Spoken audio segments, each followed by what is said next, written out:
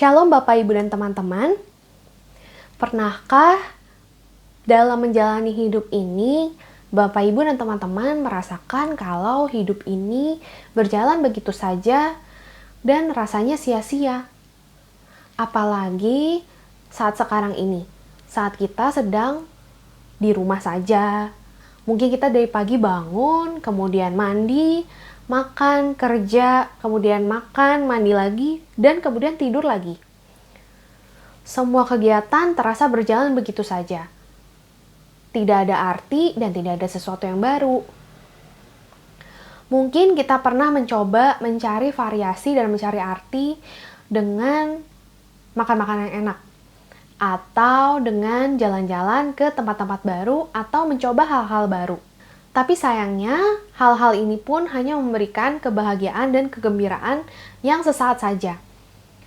Jadi, ketika kita sudah kembali lagi ke rutinitas, semua perasaan gembira dan senang yang dihasilkan dari tadi hal-hal baru itu, semua lenyap begitu saja.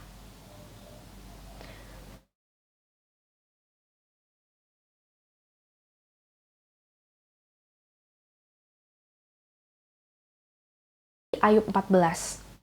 Sejak lahir manusia itu lemah, tidak berdaya, hidupnya singkat, serta penuh derita.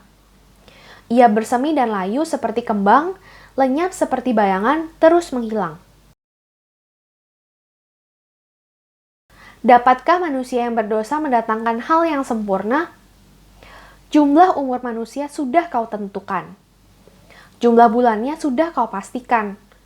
Kau tetapkan pula batas-batas hidupnya. Tidak mungkin ia melangkahinya. Masih ada harapan bagi pohon yang ditebang. Ia akan bertunas lagi lalu bercabang.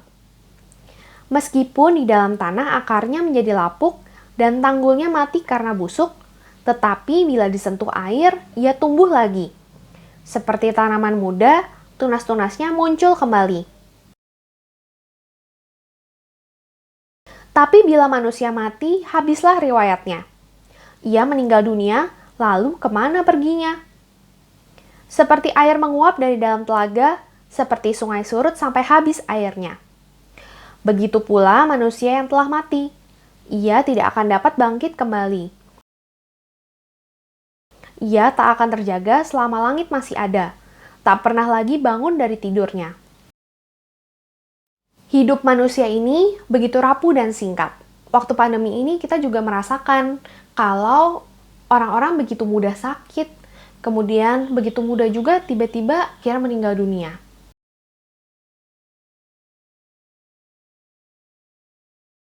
Bahkan di Ayub 14 ini dikatakan kalau hidup manusia itu lebih singkat daripada hidup tanaman. Ketika tanaman itu mati, entah ditebang, entah dia lapuk, dan kita tambahi air, maka tanamannya akan tumbuh kembali. Tapi kalau manusia mati atau meninggal dunia, tidak ada lagi kelanjutannya. Lalu, bagaimana caranya supaya kita bisa menjadikan hidup yang singkat ini menjadi lebih berarti?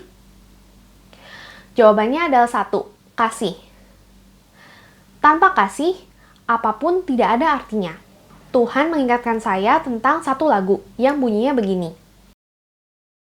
Sekalipun diriku dapat berkata-kata dengan semua bahasa, bahasa manusia dan bahasa malaikat ataupun yang lainnya.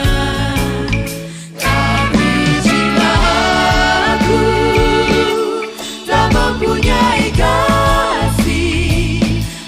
serupa gong yang menggema dan jalan yang gemerinci. Sekalipun diriku memiliki karunia bernubuat, sekalipun diriku punya iman sempurna untuk pindahkan gunung.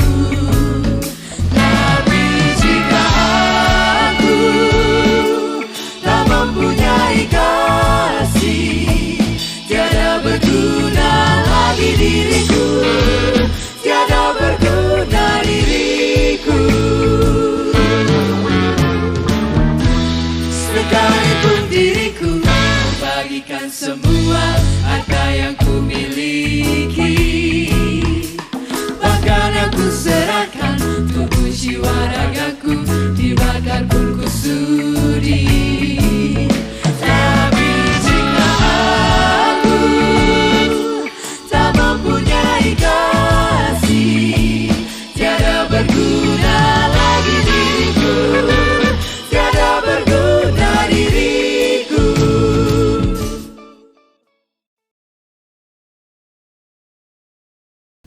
Jadi jelas, apapun yang saya lakukan, meskipun itu sangat besar, atau apapun pencapaian saya, meskipun sangat tinggi, kalau itu tidak dilakukan dan dikerjakan dengan kasih, maka semuanya akan sia-sia belaka. Nah, sekarang kita sudah tahu, supaya hidup kita berarti, kita harus punya kasih. Pertanyaan selanjutnya adalah, kasih seperti apa yang harus kita miliki?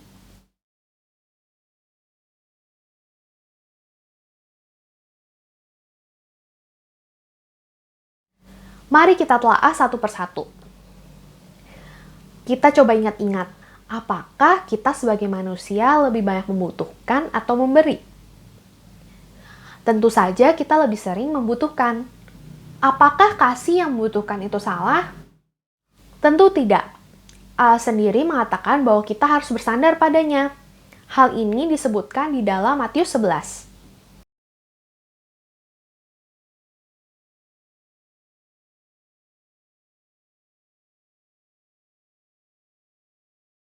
Jadi, Tuhan justru meminta kita untuk datang dan bersandar padanya.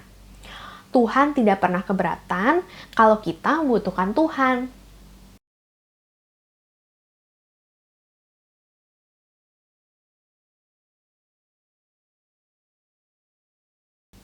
Tapi kemudian, kalau manusia terbiasa untuk terus-menerus meminta pada Tuhan tanpa memberi, maka manusia akan menjadi egois. Oleh karena itu, Tuhan memberikan bentuk kasih yang kedua, yaitu kasih terhadap sesama. Dengan mengasihi sesama, kita manusia juga belajar kasih yang memberi.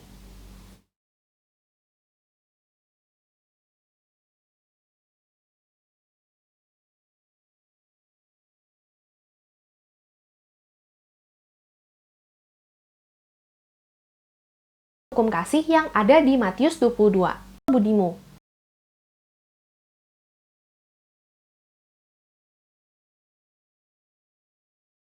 Itulah hukum yang terutama dan yang pertama. Dan hukum yang kedua yang sama dengan itu ialah, kasihilah sesama manusia seperti dirimu sendiri. Pada kedua hukum inilah tergantung seluruh hukum Taurat dan kitab para nabi. Dari ayat tersebut kita bisa tahu kalau kita harus punya dua macam kasih, yaitu kasih terhadap Allah dan kasih terhadap sesama. Lalu kemudian pertanyaan yang sangat pentingnya adalah, apakah kita sudah memiliki kasih? Yang harus diingat adalah kasih itu bukan sekedar kata-kata aku mengasihi kamu, tapi soal tindakan. Kasih tanpa tindakan bukanlah kasih yang sesungguhnya. Apabila seorang ayah mengatakan dia mengasihi anaknya, tapi kenyataannya dia setiap hari memukuli anaknya, tentu itu bukan kasih. Begitu juga kalau ada seorang ibu yang mengatakan kalau dia mengasihi anaknya, tapi dia lebih memilih untuk main gadget dibandingkan mengobrol dengan anaknya. Tentu itu juga bukan kasih. Mungkin kita berpikir, saya sudah mengasihi. Saya setiap minggu selalu ikut kebaktian, memberikan persembahan, dan selalu aktif pelayanan. Selain itu, saya juga sudah mengasihi orang tua saya. Setiap bulan saya selalu mengirimkan gaji saya pada orang tua saya. Tunggu dulu. Pertama-tama, kita harus tahu dulu, apa sih yang penting dalam mengasihi Allah dan mengasihi manusia? Mengasihi Allah, jelas sekali apa yang harus dilakukan. Ini bisa dilihat di Yohanes 14. Kalau kalian mengasihi aku, kalian akan menjalankan perintah-perintahku. Jadi walaupun kita sering ikut kebaktian, ikut pelayanan, ikut persekutuan, tapi kalau kita tidak menjalankan perintah Allah, maka semuanya akan sia-sia. Saya kemarin ditegur oleh Allah pada saat pembuatan khotbah ini. Saya merasa sangat khawatir tentang isi khotbah ini dan cara penyampaiannya, sehingga saya sempat berhenti mengerjakan khotbah ini. Awalnya saya sudah membuat draft, tapi Tuhan bilang draft itu tidak sesuai dengan apa yang ingin Tuhan sampaikan. Dan hal yang dikatakan Tuhan ini membuat saya jadi patah semangat. Pada saat yang sama, sedang terjadi kesulitan air di daerah rumah saya. Karena terjadi kebocoran pipa di sumber airnya. Akibatnya butuh katanya sekitar 1 hari untuk bisa memperbaiki pipanya. Dan dalam 1 hari itu tidak ada air sama sekali. Saat itu sudah 2 hari air tidak menyala. Dan keluarga kami mulai panik. Saya cukup stres pada waktu itu dan Tuhan kemudian mengingatkan saya, kalau kamu mengasihi aku, kamu harusnya tidak khawatir dan menjalankan perintahku.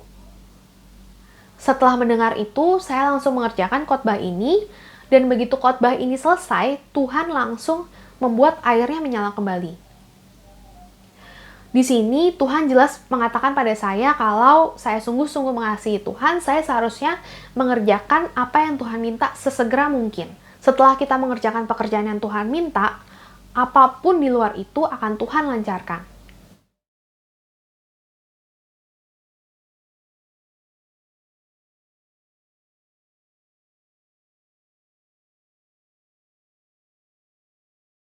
Selanjutnya, bagaimana dengan mengasihi sesama? Kita bisa baca dari hukum kasih tadi, kalau kita harus mengasihi sesama kita seperti diri kita sendiri. Mungkin kita merasa sudah mengasihi sesama kita, tapi mari kita renungkan, berapa sih skor kasih kita terhadap sesama kita? Kita tentu pernah dengar cerita dari Tuhan Yesus tentang perumpamaan orang Samaria yang baik hati.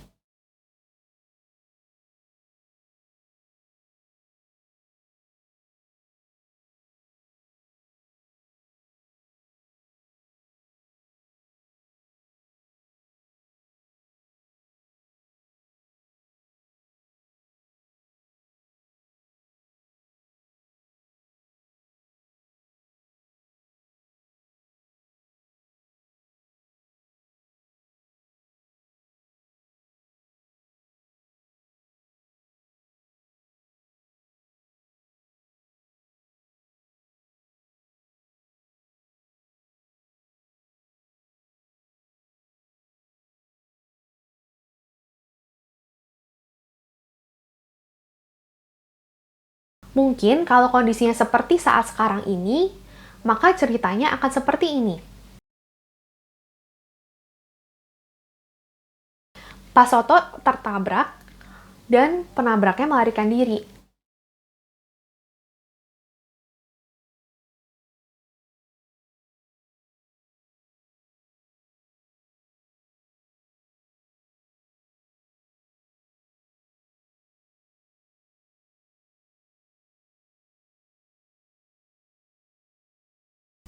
Dia mengantarkan Pak Soto ke rumah sakit.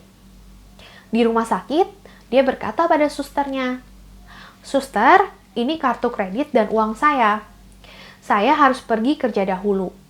Kalau nanti uangnya kurang, saya akan kembali untuk membayar sisanya." Mari kita nilai. Kalau dari ukuran 1 sampai 10, kasih yang ditunjukkan Pak Takis adalah angka 10, maka berapakah nilai kasih kita selama ini?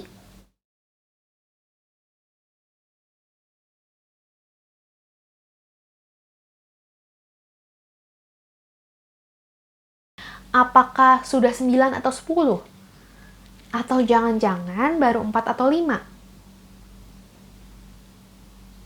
Tuhan Yesus jelas menceritakan perumpamaan ini untuk menunjukkan bentuk kasih seperti apa yang Tuhan harapkan dari kita. Karena itu, kalau skor kita belum 10, harusnya kita berjuang agar kita bisa memiliki kasih yang skornya 10 itu, bukan?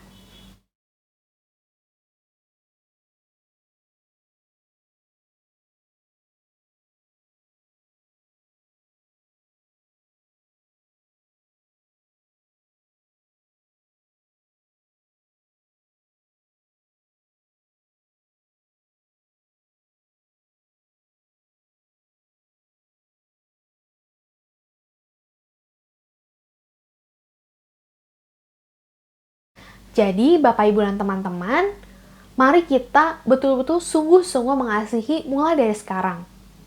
Hidup kita tidak akan ada artinya kalau kita tidak sungguh-sungguh mengasihi Allah dan tidak sungguh-sungguh mengasihi sesama kita. Tunggu apa lagi? Mari kita mulai mengasihi. Tuhan berkati.